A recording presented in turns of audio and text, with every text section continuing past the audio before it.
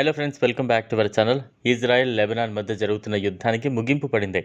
గత కొద్ది రోజులుగా యుద్ధంతో ఇరు దేశాల మధ్య ఉద్రిక్తతలతో అట్టుడికాయి. క్షిపణి, బాంబు దాడులతో రెండు దేశాలు దద్దరిల్లిపోయాయి. మొత్తానికి అమెరికా జోక్యంతో కాల్పులకు ఫుల్ స్టాప్ పడింది. అటు అమెరికా, ఇటు ఇజ్రాయెల్కు కూడా యుద్ధం ఆపేస్తున్నట్టు ప్రకటించాయి. దీంతో ఇజ్రాయెల్ నిర్ణయాన్ని భారత్ స్వాగతించింది. కాల్పుల విరమణకు ఇజ్రాయెల్ తీసుకున్న నిర్ణయాన్ని స్వాగతిస్తున్నట్లు భారత్ ప్రకటించింది. ఇరు దేశాల నిర్ణయాన్ని స్వాగతిస్తున్నట్లు భారత విదేశాంగ మంత్రిత్వ శాఖ ఓ ప్రకటనలో తెలిపింది. ఈ నిర్ణయం పశ్చిమాసియాలో ఉద్రిక్తతలను తగ్గిస్తుందని పేర్కొంది. తాజా నిర్ణయంతో శాంతి నెలకొంటుందని, పరిస్థితులు సాధారణ స్థితికి వస్తాయని అభిప్రాయపడింది. ఇక ఇజ్రాయెల్లో భారతీయ పౌరులంతా క్షేమంగా ఉన్నారని, వారితో భారత రాయబార కార్యాలయం సంప్రదింపులు జరుపుతోందని శనివారం విదేశాంగ మంత్రిత్వ శాఖ ప్రతినిధి రణధీర్ జైస్వాల్ తెలిపారు. ఇటీవల యుఎస్ ప్రత్యేక రాయబారి అమోస్ హోచ్స్టైన్ లెబనాన్లో పర్యటించారు. ఈ సందర్భంగా యుద్ధ ముగింపుపై చర్చించారు. అనంతరం ఆమోస్ ఇజ్రాయెల్లో కూడా పర్యటించి ఇదే విషయంపై చర్చించారు. దీంతో రెండు దేశాలు యుద్ధం ముగింపునకు అంగీకారాన్ని తెలిపాయి. అంతేకాకుండా ఇజ్రాయెల్ కేబినెట్ కూడా తీర్మానం చేసింది. యుద్ధానికి ముగింపు పలకాలని నిర్ణయం తీసుకున్నట్లు వెల్లడించింది. అలాగే లెబనాన్కు మీడియా ద్వారా వెల్లడించింది. యుద్ధం ఆపేస్తున్నట్లు ప్రకటించింది. కాల్పుల విరమణకు అంగీకారం తెలపడంతో ఇజ్రాయెల్ దళాలు లెబనాన్ నుంచి వైదొలుగుతున్నాయి. హమాస్ ఇజ్రాయెల్పై ఆకస్మిక దాడులు చేసి పౌరులను బందీలుగా తీసుకువెళ్లారు.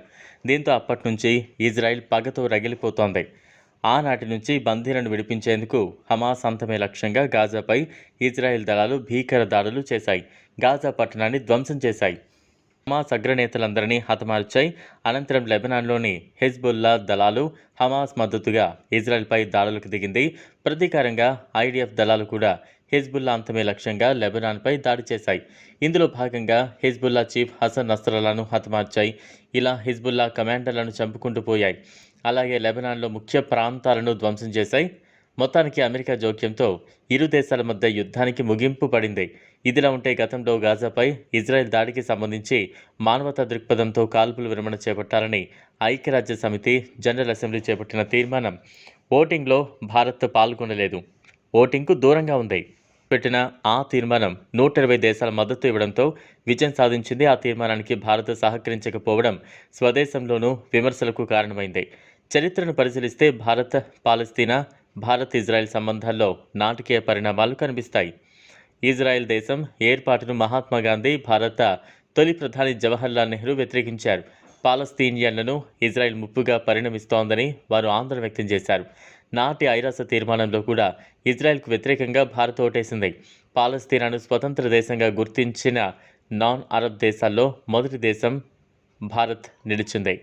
ఇది ఫ్రెండ్స్ ఇవాల్టి వీడియో. ఈ వీడియో కనుక మీకు నచ్చినట్లయితే లైక్ చేయండి, షేర్ చేయండి, ఛానల్ను సబ్స్క్రైబ్ చేసుకోండి. Thanks for watching.